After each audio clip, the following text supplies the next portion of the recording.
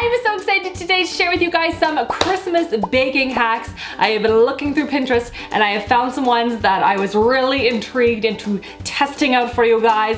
And so today we are going to reveal what actually happened of my experiments. And if you do like these baking hacks tested, don't forget to give this video a big thumbs up and don't forget to subscribe so you don't miss out on new videos every Saturday.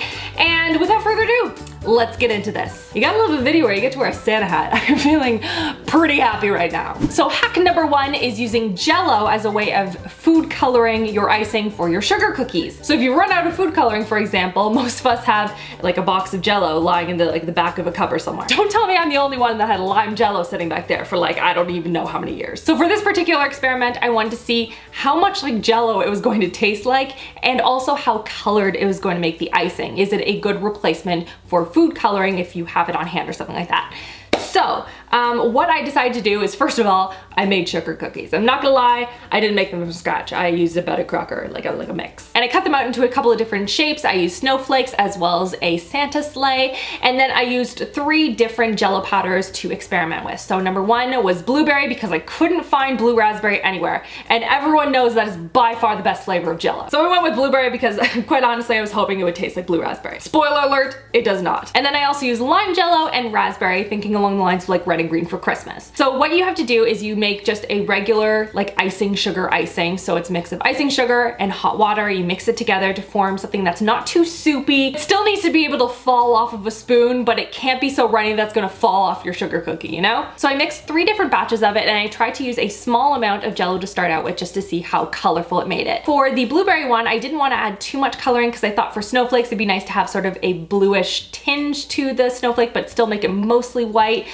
And I really like the color that I ended up with for that one. For the green and the red, I added a little bit more because I was like, okay, how colorful can I actually make these?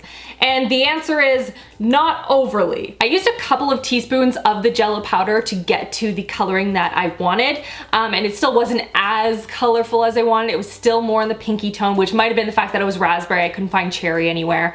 And the lime wasn't as dark green as I wanted, but I don't know what I was expecting because lime Jell-O isn't dark green. So once my sugar cookies had cooled, I piped the outline of the particular design onto the cookie, let it set a little bit, and then filled it all in. That's the best way that I've found in order to ice a sugar cookie. Otherwise it's just gonna spill everywhere. And you can see by my cookies, I was more successful on some than on others. What I think I would do next time is I would dissolve the Jell-O powder into the hot water and then add that to the icing sugar, but because I was making 3 separate batches, I started with a big batch of the white sugar icing stuff and then I separated it. So I think if I was going to choose one particular one, I would try dissolving that first until I got the color that I wanted, because in some of them, like in the raspberry, for example, you can see dots of the crystals of the Jell-O still in there.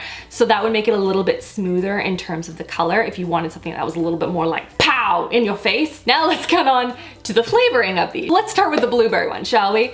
That one, obviously because I used less of the Jell-O powder in it, didn't taste as overpowering of Jell-O. And the combination was nice too, like it didn't feel out of the realm of possibility that you'd have like a blueberry flavoring with a sugar cookie. I don't know, like that just seemed fairly consistent to me. Then on to these guys. They're Jell-O. They're Jell-O cookies. The lime one, I'm gonna be honest with you, it was just weird. Like I like lime Jell-O, it's one of my favorites, so I was okay with it, but like it's like a weird combination. Like when on earth would you have lime flavored cookies? I don't know. Raspberry and sugar cookie to me just feels like a natural combination. It is very Jell-O flavored though, because I use so much of it, because I wanted to get it more on the red side than on the pink side. It tastes like Jell-O, but it was pretty good. I had all my family test it out, and this one was my dad's favorite and my sister's favorite as well. They really liked it. So I think if you like the flavor of Jell-O, you'd probably enjoy this recipe. However, if you're going more for a mild flavoring, I would tend to choose sugar cookie shapes that would make sense with more pastel shades. So it really depends on what kind of a flavoring you're going for. If you want just a hint of color and a hint of flavor, do something more like this. If you want like a really strong raspberry Jell-O flavored icing sugar cookie, this is the way to go. The next experiment that I wanted to do was glitter sugars. I had seen these through Pinterest for the last couple of months and I was like, oh, that would be so amazing for Christmas time. I think they looked beautiful and sparkly and glitter and really like deep and rich in color. And I was like, oh, that'd be amazing. And it was really, really easy to do. So I decided to do red and green for Christmas time. And all you need to do is find like a Tupperware container, dump in a bunch of sugar, pour in like 2 to 3 drops of food coloring and then shake it to combine. And I would pour in the drops of food coloring and then shake it to combine fairly quickly. I wouldn't let it set for too long because I found I was getting like little clumps of sugar attached to like clumps of food coloring and it wasn't breaking up very easily, so just as a heads up. And you keep doing that until you get the color that you want. Now in the original recipe they said 2 to 10 drops of food coloring. I don't know what happens if you get past 10 drops, maybe it just doesn't crystallize as well or whatever. Now if you've seen this photo on Pinterest, you've seen how like vibrant and saturated the colors are. And I'm gonna tell you for free, getting 9 drops of food coloring in, they did not turn out as dark as I wanted them to. But I decided to stay positive and I just laid them all out on the baking sheet, threw them in the oven for like 7 to 10 minutes to let them crystallize apparently, and then brought them out.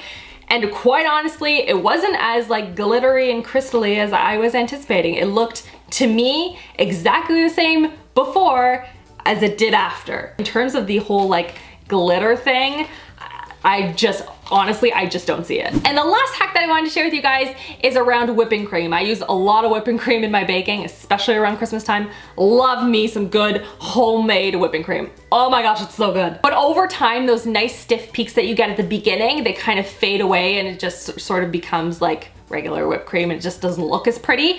So this hack uses marshmallow to add some stability and you're gonna keep those nice whipped kind of a look to it for longer, which I thought was awesome. So in the recipe I was following, they said to either use those jumbo marshmallows or marshmallow fluff in this particular recipe because the small ones, the mini ones, they have too much like cornstarch on the outside and it's gonna mess with the way that it adheres to the whipping cream and all that stuff. So I had like the giant jumbo ones, so I decided to use that in this particular experiment. So I followed the recipe to a T. I used a stainless steel bowl and the whisk and I put them in the freezer for like 15-20 minutes just to get really ice cold. And then I whipped up the whipped cream till it started to form really soft peaks, and that's when I added in the marshmallow. So when I started out this experiment, I decided to leave half of it for just whipped cream and half of it for the marshmallow. So I took out the ones that I was going to use for the marshmallow and then I whipped up the rest of the whipped cream that was in the bowl, took it out, then put the marshmallow stuff back in, hopefully this makes sense, so that I could see a really even comparison when I was done. Then I took 2 jumbo marshmallows, I put them in a bowl and put them in the microwave for 5 seconds at a time, kind of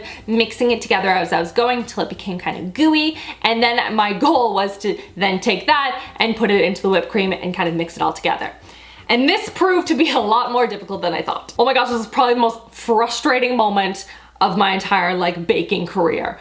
Oh, that was annoying. Now maybe it was the fact that I used jumbo marshmallows and not fluff because I couldn't find the fluff in the store, so I just went with the marshmallows that I had on hand. And every time I took it out of the microwave, it had about a 20-second window for me to get from the microwave and into the bowl. But like getting it into the bowl, like they're marshmallows, they're like sticky, and so they're sticking to the spoon. I'm like trying to get it into the bowl. It was a disaster. I think I went through like 6 or 8 different marshmallows to try and make this work. So in my last and final attempt, I like ran from the microwave, threw it into the bowl as fast as I could, and then I started to mix it. And then when I pulled out the whisk, you can see all the marshmallow has just crystallized to the whisk, which doesn't help me at all and isn't exactly what I'm looking for. The fact that the marshmallows were really warm and you throw them into the cold whipping cream, they just immediately harden up and they don't blend in at all. Maybe it's easier with the fluff because it's already sort of melted down to begin with and it's easier to stir in or something, but like it did not work at all for the large like jumbo marshmallows, so I recommend not even trying that. But if you have tried it with marshmallow fluff, leave me a comment below and let me know if it worked, because I'd like to know if that actually adds some rigidity to your whipping cream. I think that would look, just for presentation purposes, I think it would look really nice. But yeah, jumbo marshmallows was a big, giant fail. And that's everything for this video. Give it a thumbs up if you want to see more baking hacks in the future. And if you do, don't forget to subscribe for new videos every single Saturday. I hope you guys are all doing well and having a wonderful, wonderful weekend. And I will see you guys all in my next video. Love you girls. Mwah.